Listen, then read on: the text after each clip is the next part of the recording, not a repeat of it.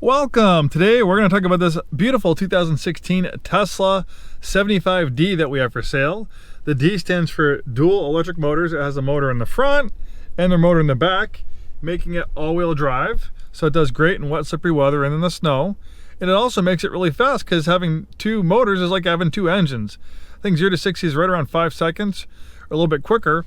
But there is something kind of unique in this car, and it had my head scratching a little bit too. We can see here on the screen it says 75D.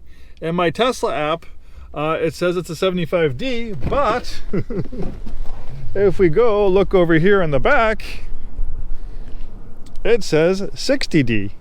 What's up with that? I was kind of scratching my head because I got this car from a dealer group in Bremerton. I buy a lot of high-end cars from them. They are mostly like Toyota, Dodge, Kia. It's a big dealer group in Bremerton. They don't do well with luxury cars, and they don't do well with Teslas. So when they look at taking these vehicles on trade, they call me up for buy bids on them. And I buy a lot of cars from them: Range Rovers, BMWs, Teslas. So they called me on this, and I bid it as a 75D. So at first, when I saw that 60D, I was a little bit disappointed because the 60D is not as, as nice as a 75D. So I did a little research, and it turns out that Tesla actually did a software update on the 60D, turning it into a 75D. It might sound kind of odd, but actually Tesla has had a history of doing this. They actually did this recently with the newer Model S and X. So what they will do is they'll sell a cheaper model, but instead of putting less batteries in it, they'll just use software to reduce the range. And then you can pay extra money and unlock that extra range through a software update. Tesla also does that with like the Model 3 and Y. They have an acceleration boost upgrade. Basically, on the regular Model 3 and Model Y long range, the electric motors and the battery is the same as the performance. It's just basically software that unlocks more horsepower in the performance model. So when you buy just a regular long range Model S, if you just buy a regular long range Model Y or 3, for $2,000 you can do a acceleration boost upgrade. You get a software update and it unlocks 100 horsepower, and you go 0 to 60 in 3.7 seconds. And also Tesla recently, they had for a little bit a cheaper version of the Model S and X, a standard range, and it wasn't different batteries. They just had software that lowered the range, and then you could pay extra money and unlock that range. So that's the case with this one. Actually, it did have it for Tesla service. They upgraded a fuse. We replaced a fuse. We replaced a broken door handle, which is common on these pop-out door handles in the Model S's. But they're not that bad to replace. I think it's like $350, which is pretty reasonable. Tesla actually is very reasonable for their service and parts rates. And they also did an MCU upgrade to the touchscreen. That was a complimentary upgrade, so that was really nice. I also asked them if they could rebadge it, but they didn't have the parts in stock. So it's pretty easy to get a new badge for the back that says 75D if you're really nitpicky about that, and just update it, or just take the badge off. But it is a 75D, and it was upgraded with a software upgrade. So the range is about 250 miles. 0 to 60 is right around 5 seconds, dual electric motors. It's a great vehicle. And the thing with these older Model S's, they are fantastic vehicles, and they've proven to be very reliable. When the Model S first came out in 2012, the jury was kind of still out on how long these things would last. And now it's not 2012 anymore, it's 2024, and there are plenty of high mileage Model S's out there with many hundreds of thousand miles. There's one, actually, the world record is over 1 million miles. It's had some batteries replaced and drive units replaced, but it was still the one with 1,200,000 miles now. I think it was actually averaging one battery pack for every 300,000 miles, which is pretty amazing. Battery degradation tends to be pretty minimal in these things. It's maybe like 10% over 10-20 years. And obviously, gas engines degrade. When you have a gas engine with 150 or 200,000 miles on it, it's not going to have the same power and efficiency as a brand new vehicle. So, a brand new gas engine. So that's kind of the same thing with batteries. But the nice thing about batteries, as they get older, they don't leak oil. They don't have all the same complex issues as an internal combustion engine car, because an internal combustion engine car has thousands of moving parts, where this has dozens. There's just a lot less to go wrong with an EV. The batteries are probably the biggest maintenance item to replace. There are companies now that can replace them with refurbished batteries and things like that. You know, replacing a battery aftermarket could be, you know, $9,000 to $10,000 of getting it repaired. Or, you know, I think at Tesla it might be like $15,000 to $20,000 to replace one at Tesla. But guess what? You have a high-performance BMW or Mercedes. You know, replacing it at a new engine at a Mercedes dealership could be $15,000 to $20,000. Replacing an Infiniti with a new engine, a Q50 Red Sport, a new engine could be over $20,000. So replacing an engine is about the same as it costs to replace you know, batteries.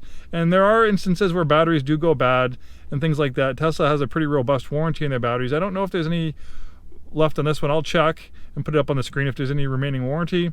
But if you do some research, like there's the Tesla High Mileage Club on Facebook, there are plenty of examples of, you know, Model S's, Model 3s, Model Ys, Model X's with many hundreds of thousands of miles. We actually had a Model 3 not too long ago of 125,000 miles on it. Still ran great.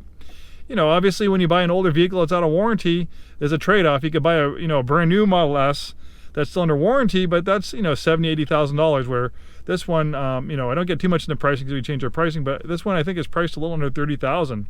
This is a lot of car for, you know, under $30,000. A couple years ago, these were $50,000, but since there's so many Teslas on the road now, and Tesla's reduced the cost substantially in their brand new ones, the used prices have come down quite a bit. So this is comparable to like a BMW 5 Series or 7 Series or Mercedes-Benz E-Class or S-Class as far as refinement and performance goes.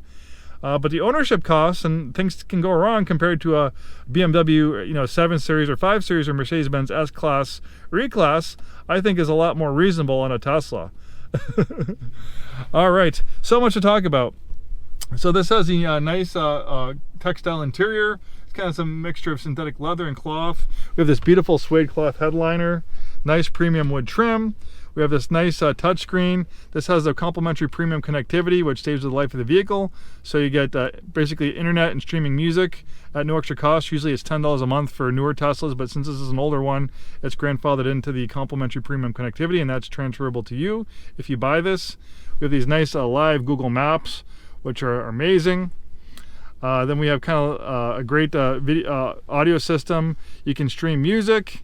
You can't watch, you know, movies and Netflix on this one. It's an older Tesla. You'd have to buy a new one for that. But, you know, it does have a toy box where you can do the silly things like the whoopee cushions. You can play games. You can play chess against Elon. Things like that. We have a fantastic climate control system. We have heated front seats. We have Autopilot, which is amazing traffic-aware cruise control. And this is the highway Autopilot, so actually if you put the turn signal on, it will change lanes. You don't get that feature with the newer Autopilot on the newer Teslas, so that's something unique to these older Teslas. And you also have summon, so you can, with your app, you can, you know, pull your vehicle out or park or reverse it back into a parking spot. That's pretty cool too. Nice leather and stitching in the dashboard. This thing is just a beautiful driving vehicle. These things are just so quiet and serene. Well, we'll take it around the block for a little spin once we're done doing this walk around. So let's hurry up and do a walk around, and then we'll take it out for a little spin. This thing's in beautiful shape, nice color combination in white on charcoal. The Model S has a nice appearance to it, and it actually doesn't look too far off to a brand new one. They kind of nailed it as far as styling goes with the Model S's. So when they upgraded it, they really didn't mess too much with the outside styling. They kind of more focused on the inside. And when the Model S first came out, it was actually one of the lowest drag coefficients of almost any vehicle on the road. Even a lower drag coefficient than a Chevy Volt or a Nissan Leaf. And you could probably not hard to argue that this probably looks a little bit nicer than a Leaf or a Volt. Those are okay looking cars, but this thing's beautiful, very sexy design. I think it's a timeless design, a classic design. Tesla's chief designer, he does an absolutely amazing job styling these vehicles. Decent amount of space in the rear seats as well. Then even though it has a sedan profile, we have a lift back making it a little bit more functional. We have this cargo area cover. You can fold down the seats for more space. Then you have additional space under there, and then on top of that you have that frunk with more space as well. All right, let's get behind the wheel and take it out for a spin. All right, we're gonna take this 2016 Tesla Model S 75D out for a spin. One of the aces in the hole with Tesla is its amazing supercharging network. You can use a navigation system right here to navigate you to a supercharger. They're all over the place. That's why pretty much almost everyone's making deals with Teslas. Recently, Ford and Rivian, they now have, their customers now have access to the supercharging network. So you can pretty much travel almost anywhere in the country using a supercharger network. And Tesla has a trip planner. So it takes the anxiety out of owning, or the range anxiety out of owning a EV. Like for instance, if I wanted to go to Spokane, Washington, I just put it in the trip planner into the navigation system, and it plans my whole trip for me. It figures out where I need to charge for, how long to charge for. It'll tell how much energy I'll have when I reach a charger, and how much energy I have when I reach the destination. So if you're uncertain if you're going to make it or not, you just put it in the trip planner, and you can also figure out round trips and stuff like that. So it plans the whole trip for you. But we're not going to go to Spokane. That's a little bit of a long drive. All right, so once I get a clearing, I'll take a right over here and get in the highway, and I'll just kind of floor it to test out the acceleration, which I got right now. Here we go. Woo!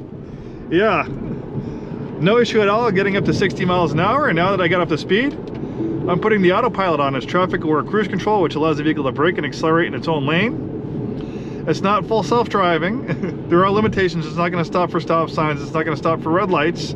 It will keep itself centered and lane the highway, and it'll go all the way to a complete stop just as long as there's a vehicle in front of us. You can get a lot of mileage out of autopilot. It works great in stop and go traffic. It works great for long highway trips. And with these older Teslas with the highway autopilot, you put the turn signal on and it changes lanes for you. You don't get that with the new autopilot. Pretty cool stuff. And you can see it does a pretty good job following the curves on the highway. It actually works pretty good just on regular roads too, on back roads where a lot of other ADAS systems, they won't let you use them off highway. The autopilot does work great off highway. You just put your foot in the brake, or you push the cruise control stalk backwards, I think, and that will disengage the autopilot. The one thing that you'll notice when getting behind the wheel of an EV is just how quiet and smooth it is. There's no gas engine, so there's no vibration from an engine. There's no shifting of a transmission. There's just one gear. It's just smooth and quiet. It almost feels archaic going back into a gas car. I'll put the autopilot again and see it. I can show you how it works on a road like this. You just need to really pay attention and be diligent. Sometimes people can get, you know, can put a little bit too much trust in the system. It needs human supervision always. It does a good job seeing things, but you just need to be that second level of safety. See, it does a pretty good job staying in this lane here. But you do need to pay attention.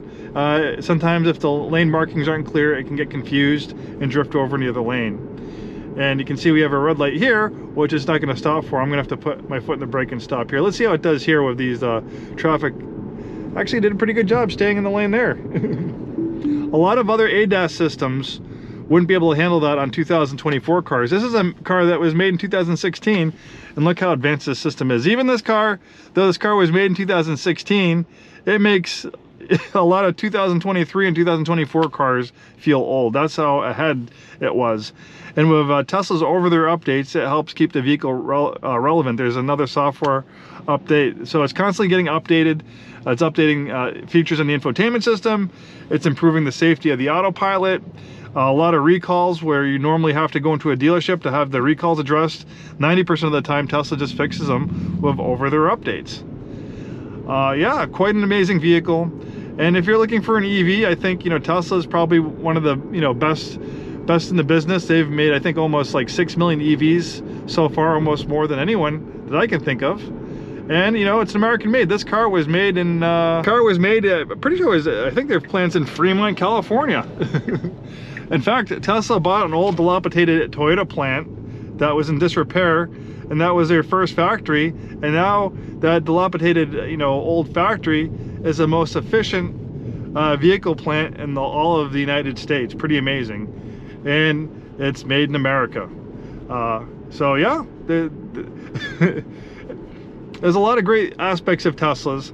And I know Elon's kind of like the dark horse. There's people out there that are big fans of Elon, and there's people that aren't. I have people who comment on our YouTube page all the time, I'd never buy a car, I'd never buy a Tesla because of that Elon. Well, Elon's just one person, and there's 180,000 people that work for Tesla. So don't deprive yourself of a good car just because of one person.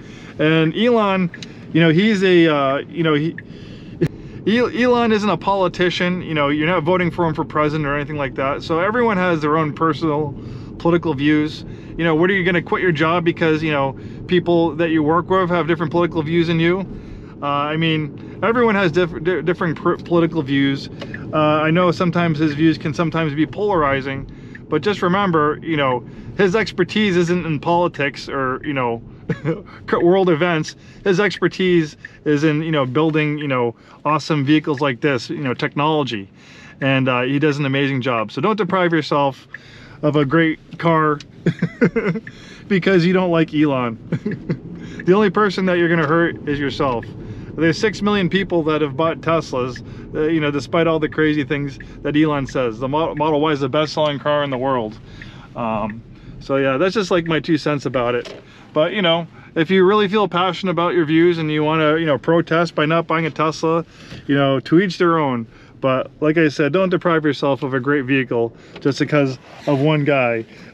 Tesla is a lot more than just Elon. There's a lot of amazing people, a lot of engineers that develop these cars and put a lot of time into making these vehicles. And Elon, despite, you know, his controversial views, you know, the whole idea about Tesla is to, you know, change the world to sustainable energy and clean energy. You know, so, you know, saving the world or, you know, making, you know, reducing pollution, getting off of fossil fuels. I don't think that's too bad of a thing, you know, but it's all stepping stones. Well, that's my little spiel about this 16 Model S 75D. Thanks for joining me on this little drive. Hope to see you soon and have a wonderful day.